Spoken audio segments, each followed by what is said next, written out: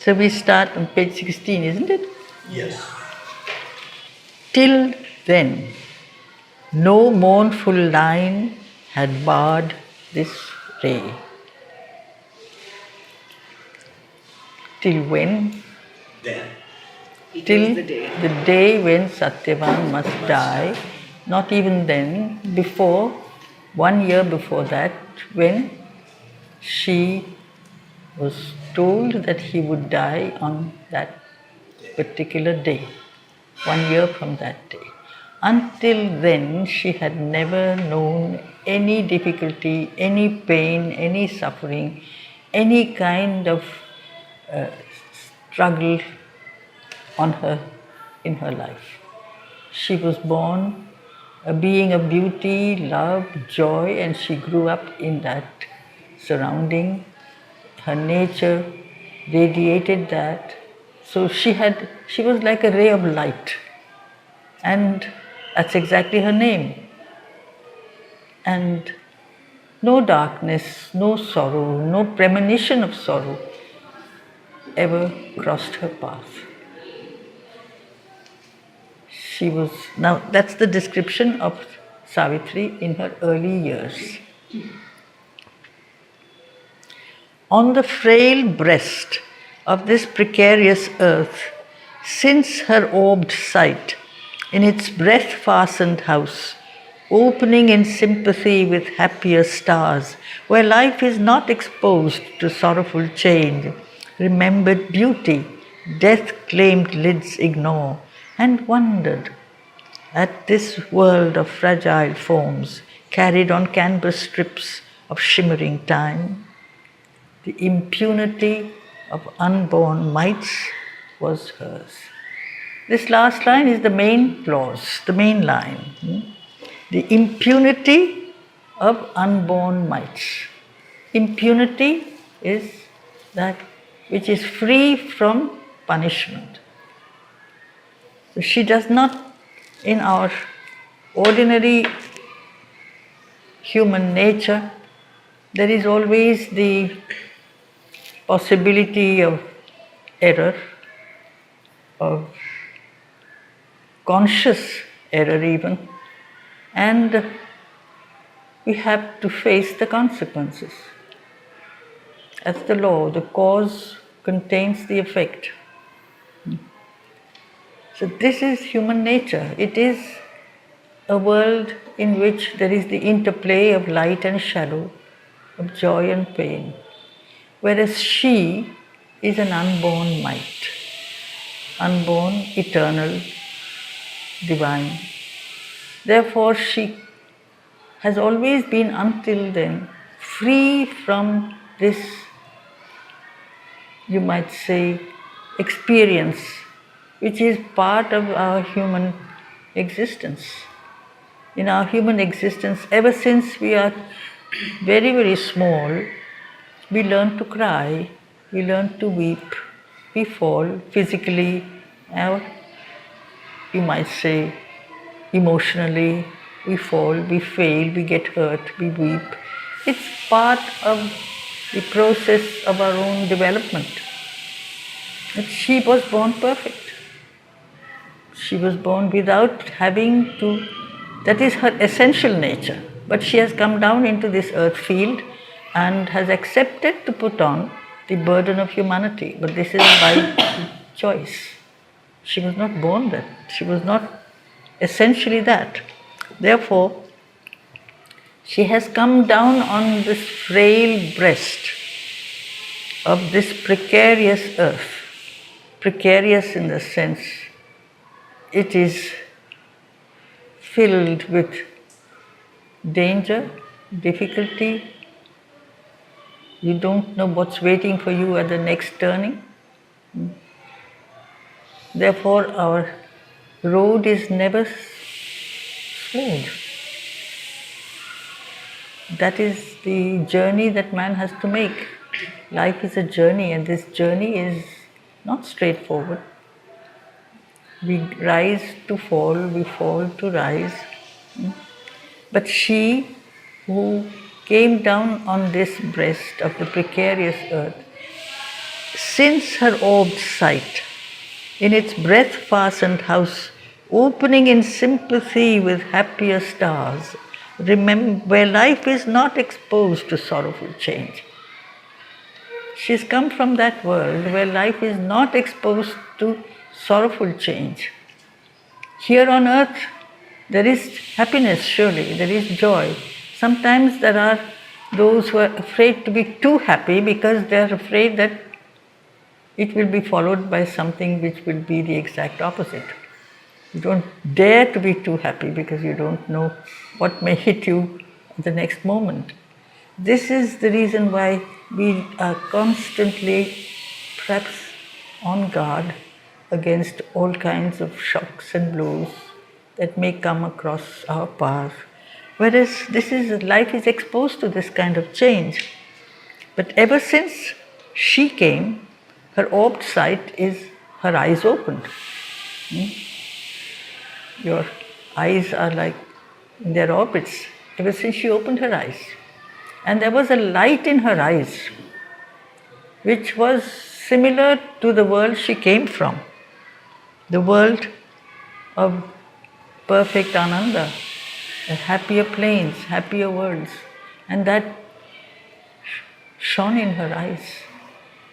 That joy, that perfection, that sense of being an expression of light, beauty. You see that in the pictures of mother as a little child. There's a kind of something that is so open, so luminous. She was like that. It's because she was as if in harmony with that world of happier stars, that happier worlds, happier planes, where life is not exposed to sorrowful change. Whereas we are exposed to change, and that change is often difficult to accept, difficult to go through. We learn by our difficulties, we learn through the falls that we go through. But that's because we are still so imperfect and we have to grow. But if somebody is already complete, perfect, without any kind of blemish in her nature, no error in her character, she is simply an embodiment of divinity. That's why the gods don't suffer. Because in them there is no need for evolution, they don't need to grow. Each god is an embodiment of maybe one kind of perfection, but perfection all the same. If you're absolute, complete, perfect, you don't need to grow. Whereas we need to change, we need to grow, and we resist change. There is the downward pull, and so there's a constant struggle between having to move forward and not wanting to move, and finding things difficult, and yet wanting the absolute joy all the same. We don't want to pay the price, but we want the happiness without having to pay the price. And so man's life, earth life, is filled with different pulls, different things that drag us in different directions. She is as if in her eyes this sense of wonderment. What is this kind of life? There is so many oppositions to that simple path which is simply opening to the light. You just live in the light and you open to the light. But we don't only open to the light, we open to darkness, we open to egos, we open to violence, we open to all these things that give to our life a lot of, you might say, variety and drama, but still it's often difficult to go through. So she was not like the others. That's how this longish sentence seemed to say. She remembered beauty which death-claimed lids ignore. Death-claimed lids are human beings. We don't know that world of perfection. We don't know that joy, that light, that beauty that is absolute, unchanging. We have maybe little moments of love and joy and beauty and power, but somewhere at the back of the mind or the nature, the thought that, will this last? Or when is it going to end? When shall everything stop? That fear is always there somewhere subconsciously, even if we try to push it away. So she wondered. You can understand how she is not at, she's like a stranger at this world of forms that are so passing, they don't last. She's come from the eternal, and here is the temporal. Everything here seems to pass, not only life. Everything comes to go. It's as if this is the first thing that struck her.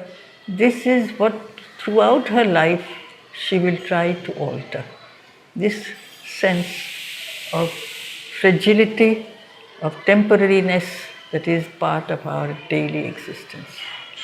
This is why at the end of the book, or you might say the culmination of the story, she will challenge death. This is why she's come. She can't quite accept this. Why is everything made to be unmade? She has come from that world of perfection where all is, the divine is. We become. And in our becoming, there are all kinds of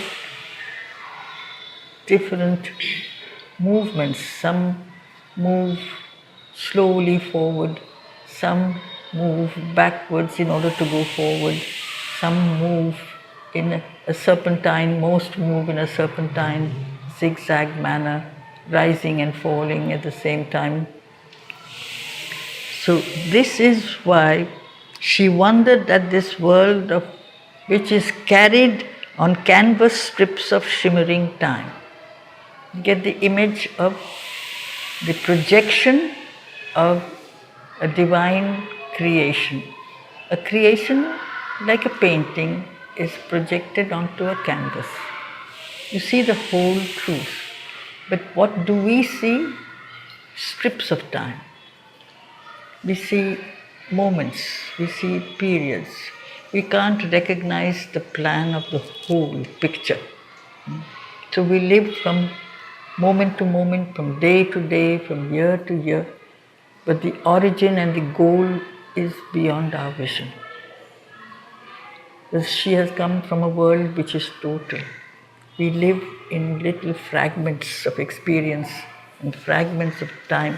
So this sense of being a little out of place, she doesn't quite belong. In her early childhood, she often expressed this, a little out of place. Why are men like this? Why do people behave like this? There's something, even you read mother's stories, it's exactly what she seems to say. She can't quite understand the different modes of human behavior, human nature, the things that sometimes one takes pleasure in lowering somebody else by insulting that person, mocking a person. It's something that is completely foreign to her way of being, whereas it's something very commonplace in our life. You hit back. When you get hurt, you want to hurt back. This is so meaningless for her, because if we realize that we are part of one entirety, the universe is a whole, and the part lives in the whole. We live in this entire universe. The universe lives within us. The whole lives in the part. Not only does the part live in the whole creation lives in the individual, in the atom. So we are not divided, but this is beyond our comprehension in our daily life. She, on the contrary, was a child, but that child was an infinite being.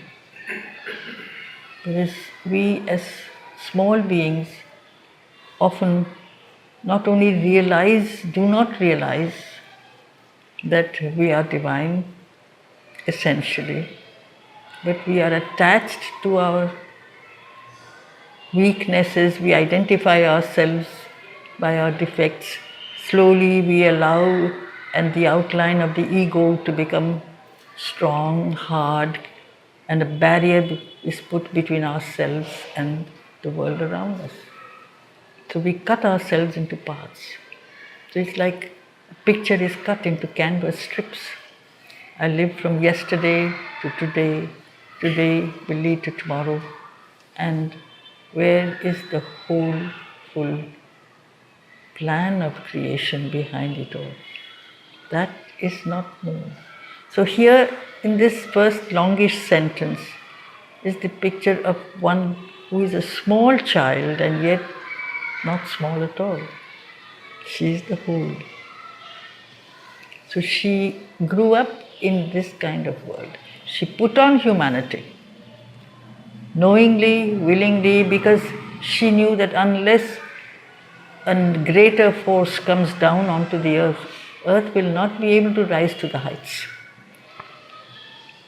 Although she leaned to bear the human load, her walk kept still the measures of the gods. The rhythms, the powers of something superhuman was there.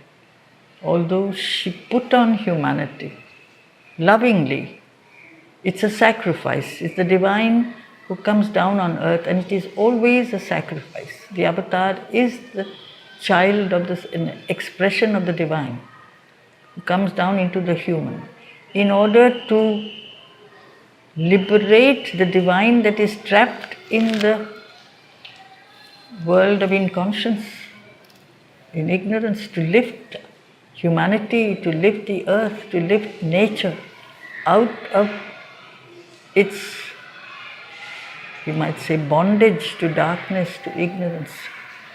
Because this power of manifestation, this creation, this earth, this nature also, man is part of nature, is essentially divine also. And yet we have accepted our weaknesses and identifying ourselves with these weaknesses. We don't identify ourselves with our divinity. We make a difference between the human and the divine. But the human is the divine.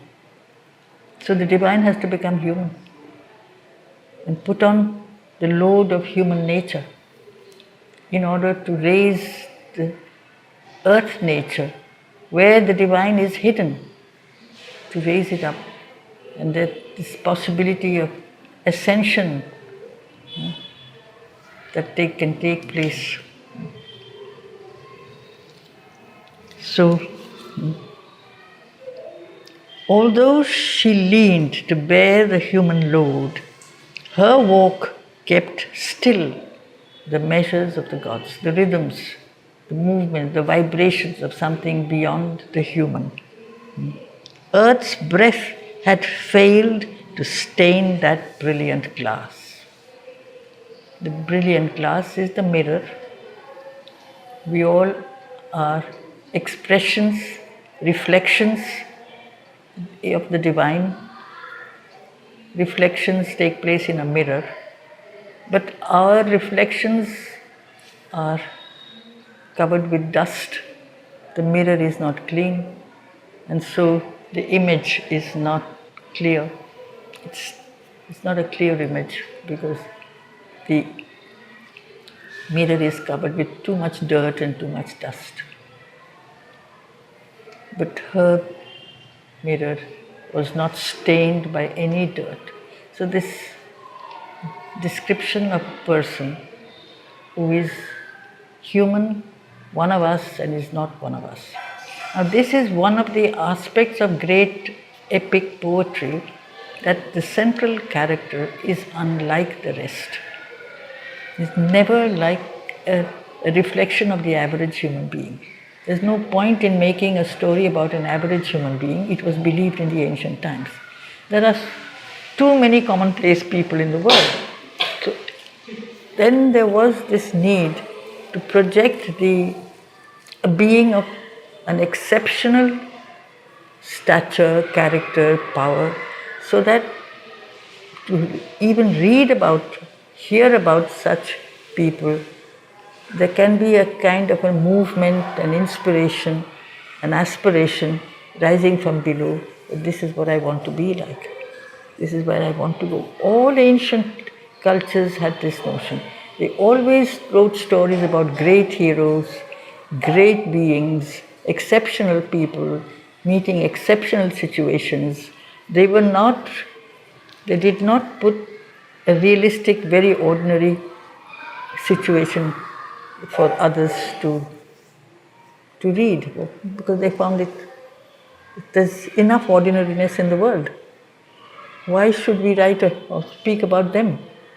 Why not speak about something that is beyond the ordinary and raise the consciousness of others who may try to imitate them even to a small degree, try to be like them. But that is always one of the essential characteristics of epic poetry. Sublimity, it was called. Sublime in character, very high.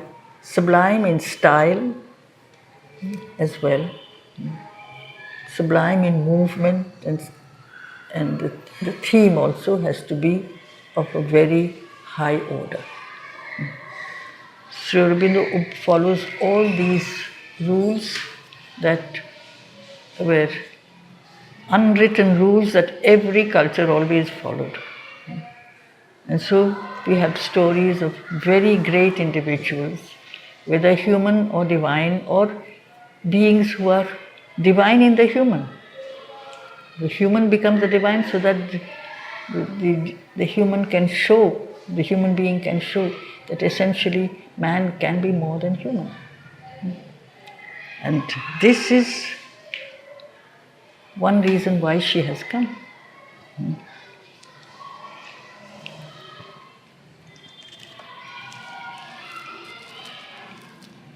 So Earth's breath had failed to stain that brilliant glass.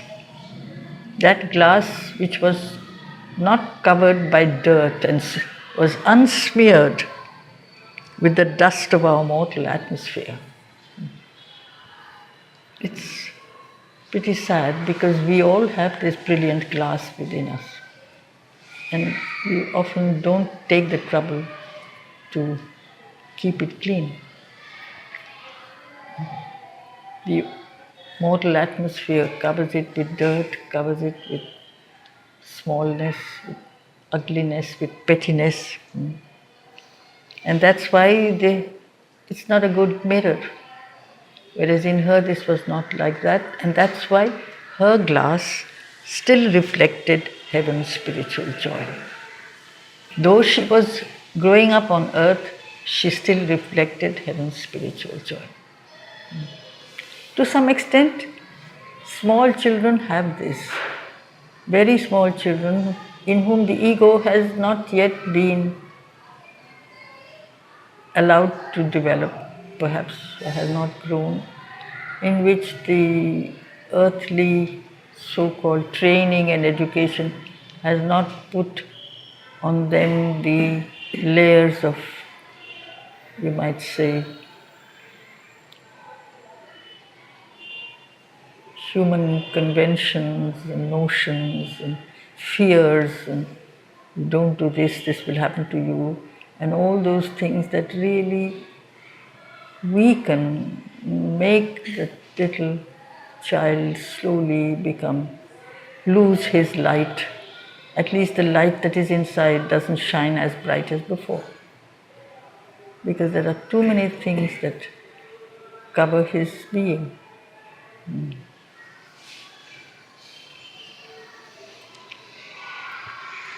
Almost they saw, who lived within her light, her playmate in the sempiternal spheres.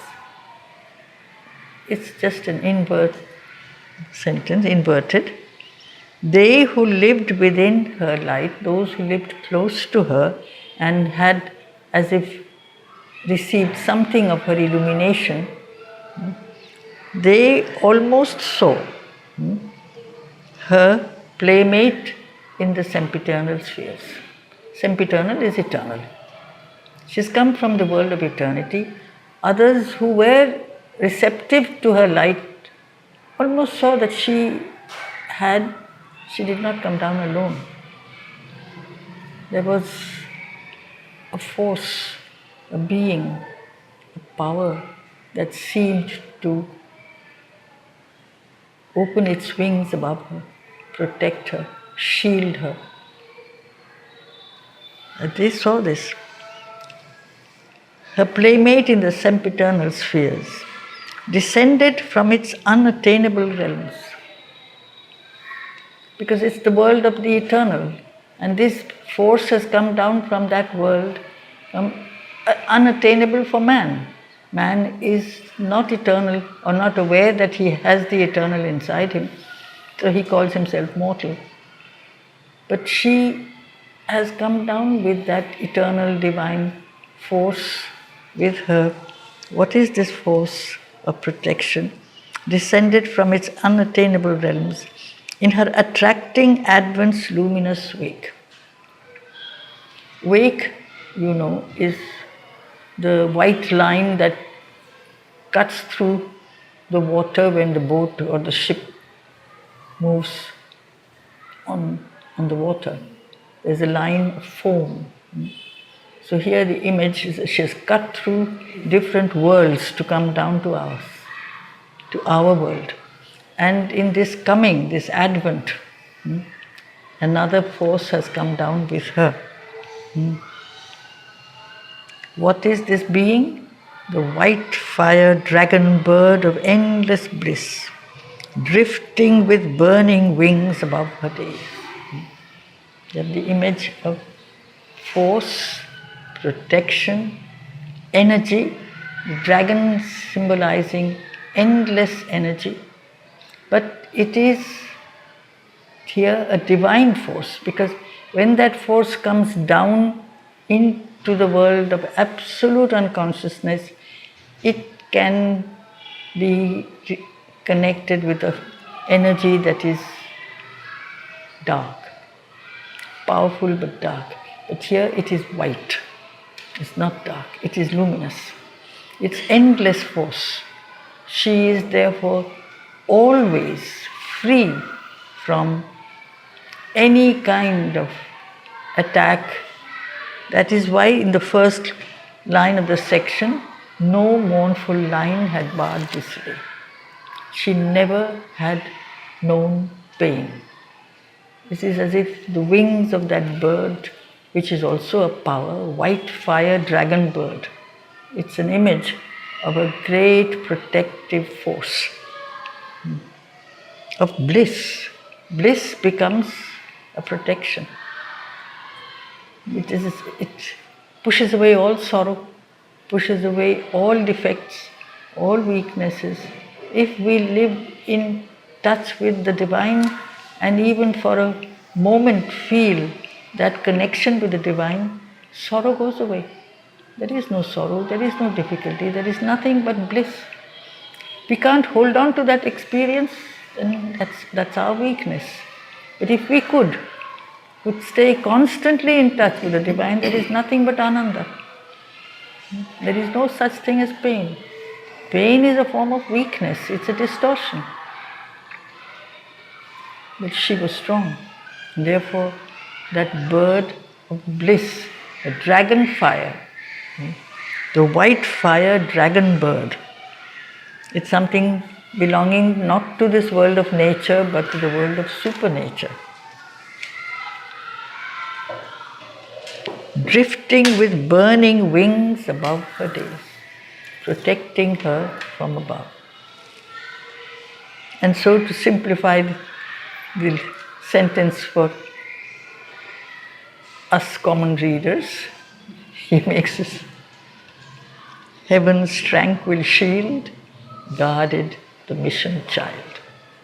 She had come for a mission, and until that moment she was kept completely protected.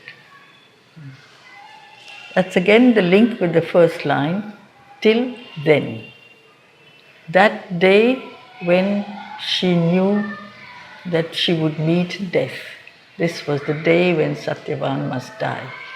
That day she would have to draw from within her all the strength, all the power of love and knowledge and change that she had accumulated from her earliest childhood on earth.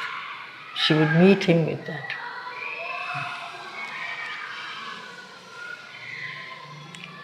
Now it is a description of her early years. A glowing orbit was her early term, her earliest childhood, surrounded by everything that is, it's like she radiated light and joy, and she lived surrounded by that sense of freedom from difficulties. She spoke of that.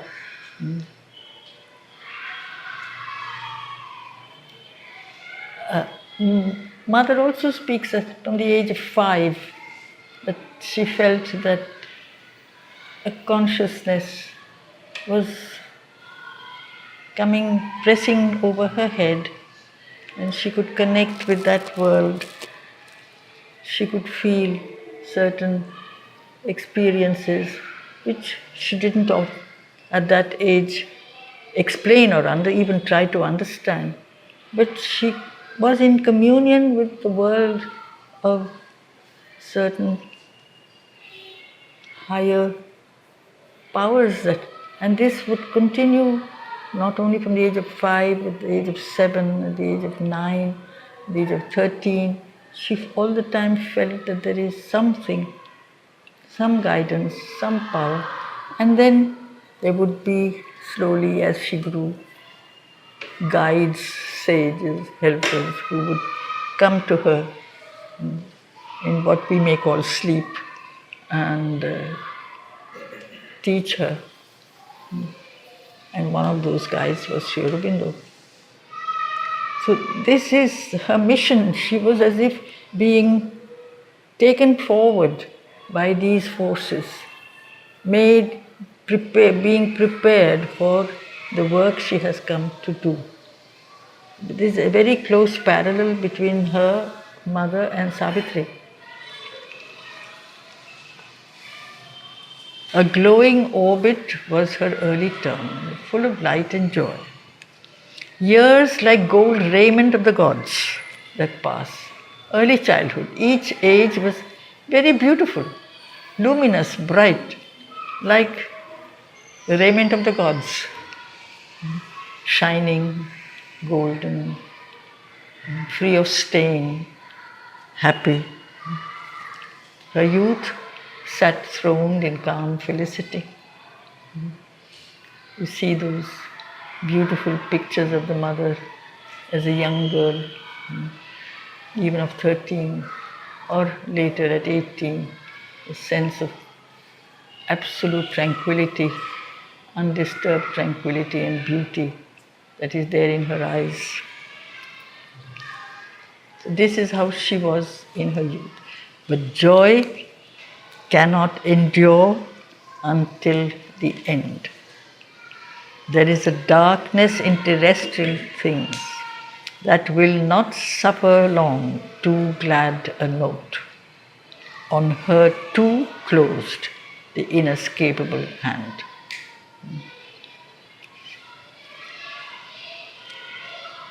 Because we live in a world of division. She came from the world of the unity. We are divided beings.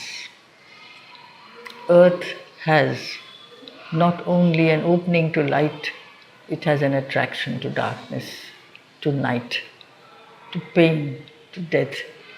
As Mother says, if Earth had not really, if we don't like suffering, we would have done something about it long ago. Something in human nature is attached to suffering. We have been suffering for thousands of years. We should have found a solution for that. We haven't. The only solution we have come up with is just give it all up and go away somewhere else.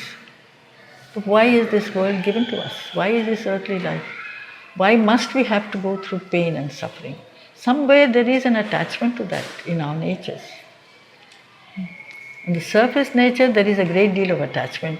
The vital takes great pleasure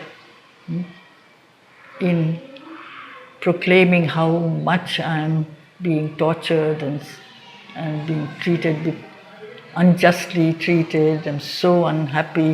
It gives me a sense of self-importance. You all are lucky, you're all happy, but I'm not. All that is there. There is a great sense of some almost enjoyment, which is there in our natures. It is there. We are impure, we are imperfect, we are divided. Therefore, too glad a note, like in music, simply everything always beautiful, just talking of walking constantly on the sunlit path, it's very difficult. We want patches of shadows. We want moments of darkness. We love a little suffering. We like to, there's a lot of self-pity in our nature. We love to feel sorry for ourselves. That's part of the way we are made. There's an attraction for pain. This world is therefore a dual world. And on her too closed this inescapable hand. The hand that is meant to crush. She is a being that was free from all these. And when in her life there was until then no mournful ray, no pain, no grief, she always seemed to be an alien in our earthly existence.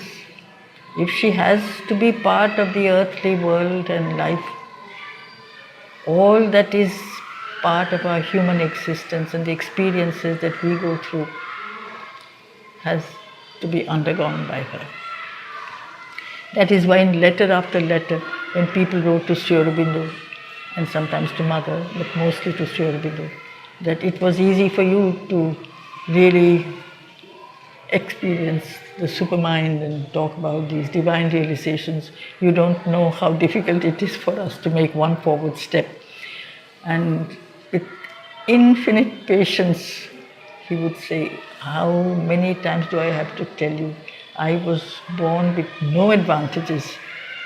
I accepted to come down into the world and I became one with the world and its inconscience. I participated in this world of ignorance and I made my journey upwards. And the avatar does it all the time.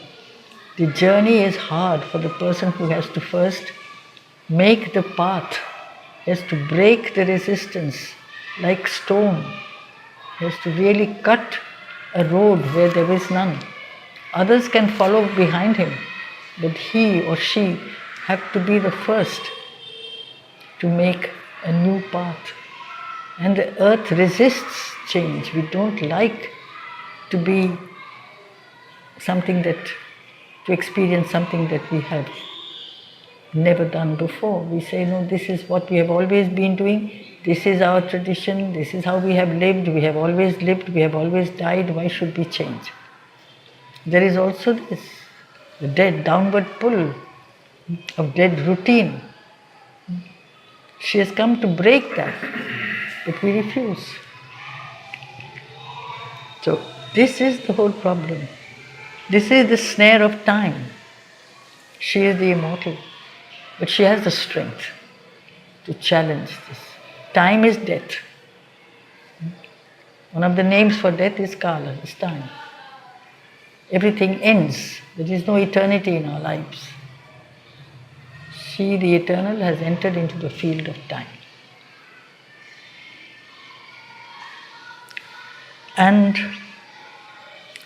one dealt with her who meets the burdened great.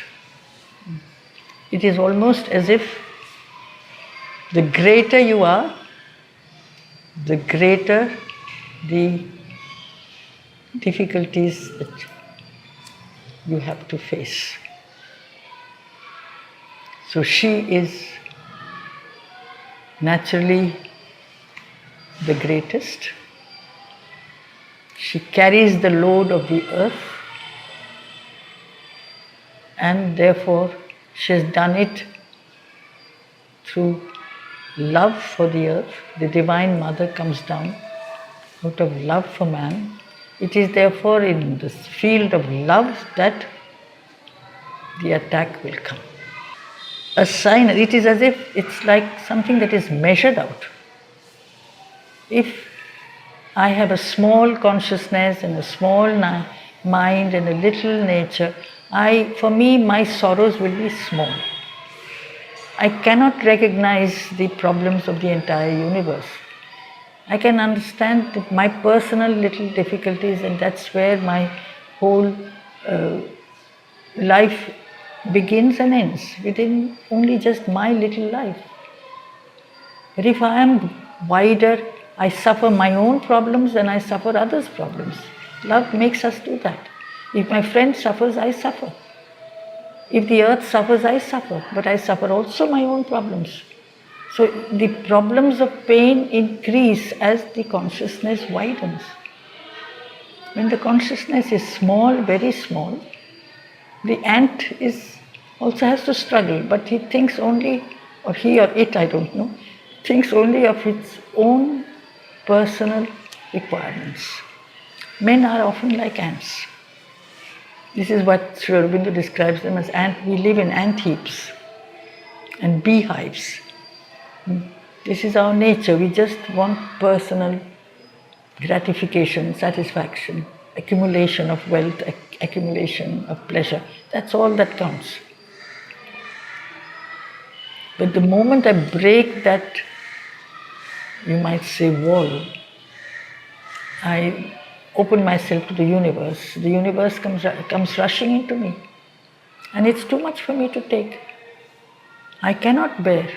So I push it back. I cannot bear the problems of those who are suffering in wars, who are suffering in all kinds of forms of torture and injustice. I may read about them, I may hear about them, and for a while I feel terrible about it, but after a while I have to wipe it off from my nature because I can't take it to me.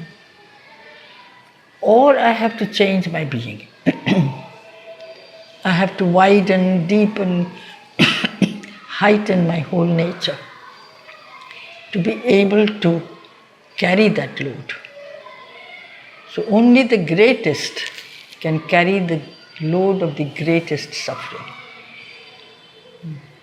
This is the problem of pain. There's a whole, in fact there are two cantos, but the way of fate and the problem of pain. And in the Life Divine you have the whole problem again of suffering and pain that he discusses at length. So a signer of the ordeal and the path, our life then becomes an ordeal. Who chooses in this holocaust of the soul death, fall and sorrow as the spirit's codes?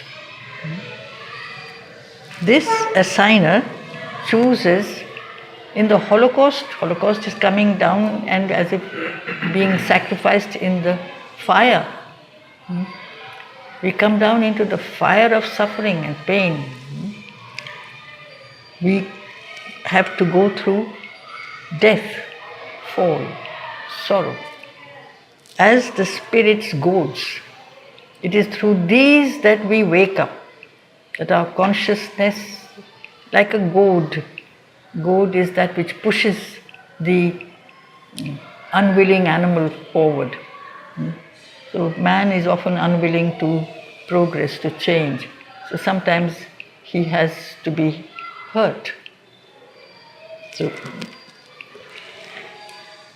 death, fall and sorrow are like goads that strengthen, that make the spirit progress.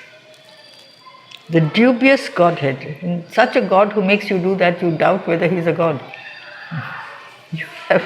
You start asking, what sort of being are you? Are you a God? Or are you my enemy?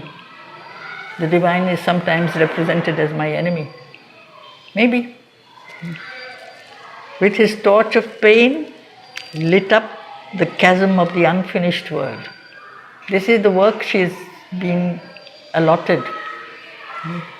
She has to enter into the world of darkness, bring light into the dark chasm of unfinished world, and called her to fill with her vast self the abyss. This is the descent of the Divine Mother, who has come down into the inconscient and illumined the inconscient because of that descent. She has to work in the very world of darkness which she has accepted and bring their light. And it is a very slow process, because the darkness is present in every atom, in every cell, in every particle of our being, in every element of our consciousness. So the work is slow, is long. Only the Eternal can dare to take up this work. And she is the force of change, not the Supreme Consciousness, the being who has come to bring about the manifestation of that consciousness. So the work for her is harder. She has to be constantly at work, breaking down resistances at every step. August and pitiless in his calm outlook, this assigner, this one, august, great, grand, he is the divine, the part of the supreme, the transcendent, who has made the plan, has projected this force which is his ray, which is his light, asking her to come down into this world, knowing that she will have to undergo suffering, she will have to take on herself all the difficulties and burdens that man on his own cannot get rid of. In a way, from a certain point of view, he seems pitiless. He's given her the burden of the entire universe, heightening the Eternal's dreadful strategy. He measured the difficulty with the might. It's always like that. Difficulty is in proportion to your strength. If you are strong, your difficulty is more. Therefore, this is a plan. You say this is a dreadful plan. I don't dare to be strong because I don't want to face difficulties. Then I remain the worm. But if I want to grow, I have to break out of my smallness. And if I really understand that I am here to grow, I have to break the barriers, the limits of my nature, and slowly emerge into the light. And I have become so accustomed to darkness that light starts to dazzle me. It blinds me. So I need a guide. And she is that guide.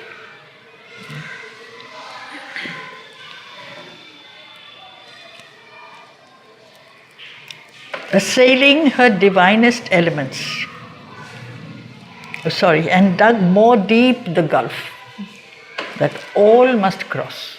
For her it was much more deep, much more difficult, because it assails her divinest element. What is the divinest element? Love. She has come down on earth. This is the divine descent of the Mother who comes down into the world of nature, into the world of darkness. It is an act of sacrifice. Repeatedly we are told, this is the descent, this is the Holocaust, the sacrifice of the Divine Mother. It's there in the book, The Mother. It is in that field that the blow will come. So assailing her divinest elements, he made her heart kin to the striving human heart. So she put on the human suffering also, the human nature that strives to break out of its limits and seek for suffering, seek for joy. She has to know what men go through.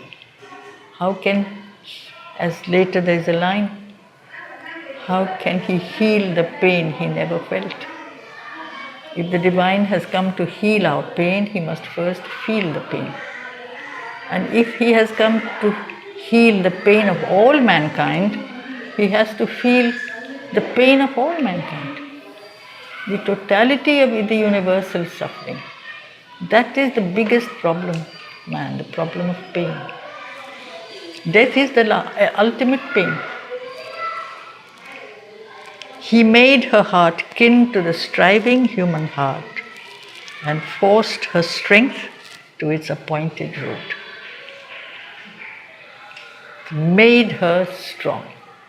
She has come for that. Not to be happy with Satyavan, living a beautiful life in a beautiful setting, surrounded by mountains and trees and flowers by themselves in the middle of the forest. It would be a perfect idyll, but that's not what she has come for, to live happily ever after, which is what we dream of, that we shall live happily ever after. But she's not come for that. She has come to remove the cause that blocks man's journey towards eternal bliss. We are born from Ananda. We should finally be expressions of the supreme delight. What stops us? Our ignorance, our unconsciousness, our ego, our attachment to this ignorance, and therefore to pain.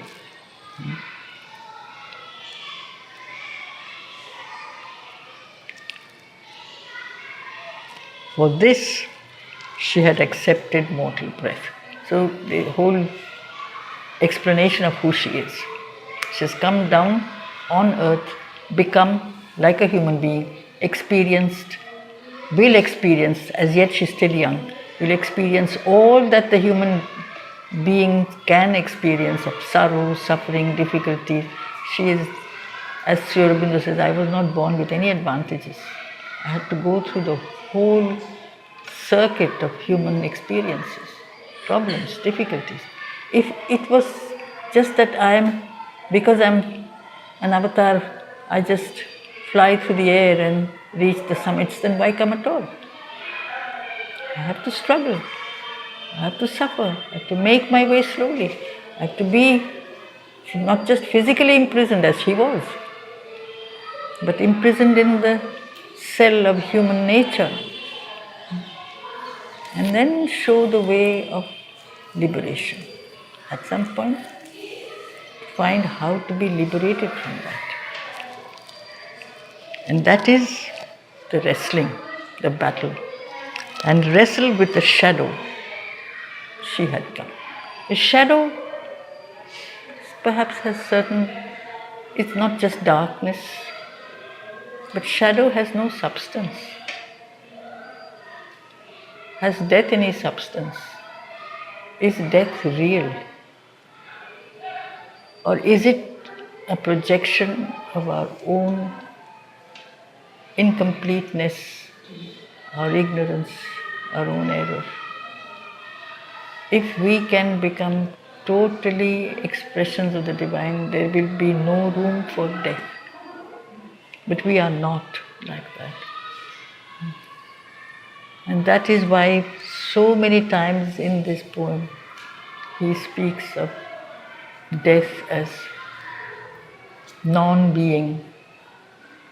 And yet it is a vast non-being. It is the most powerful force in the world that exists today on our world, as far as we can see.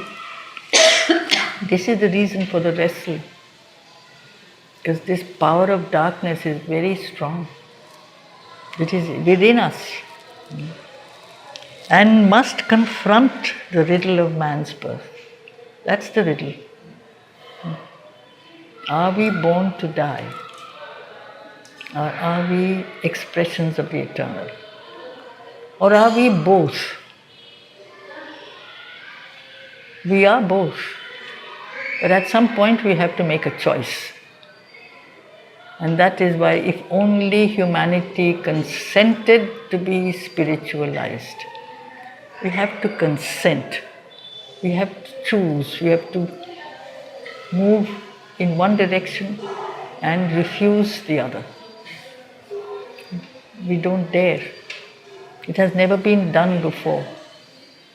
Physical immortality has never manifested itself on earth. So we say, nobody has ever done it, how can I do it? So somebody different has to come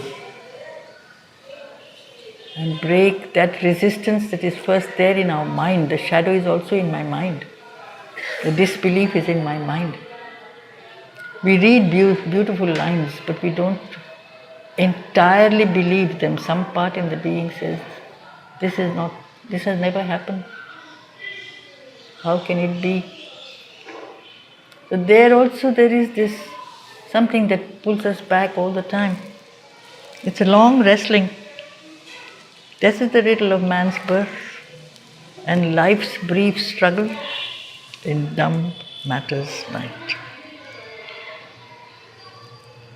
Whether to bear with ignorance and death, which is what man does, or hew the ways to immortality, cut a new road towards a new world and a new future. To win or lose, he doesn't say what will be the result of the battle. To win or lose, the godlike game for man, to change the human into the divine, to make a human man into a divine man. Not for herself, but for mankind, was her soul's issue thrown with destiny's dice. It's like a gamble. Every battle is a gamble. You don't know the result before it is over. Whether there will be victory or there will be defeat. So he doesn't tell us whether she will win or she will lose. But she is a fighter, she has come for that. So in her earliest childhood, she never faced any difficulties. And now, in her early youth, the whole load of human difficulty has fallen on her.